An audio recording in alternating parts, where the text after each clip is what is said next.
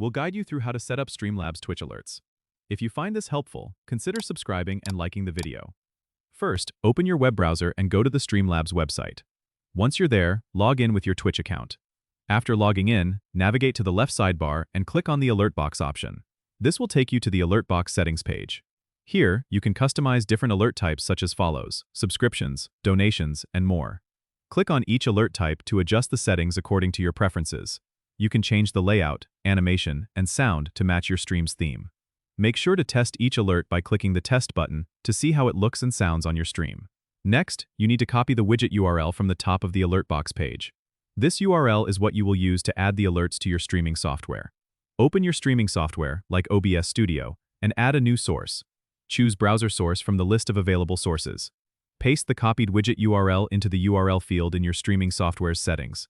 Adjust the width and height to fit your stream layout. Once you've done that, the alerts will be live on your stream whenever someone interacts with your channel. Remember, you can revisit the Streamlabs website anytime to tweak your alert settings or try out new designs.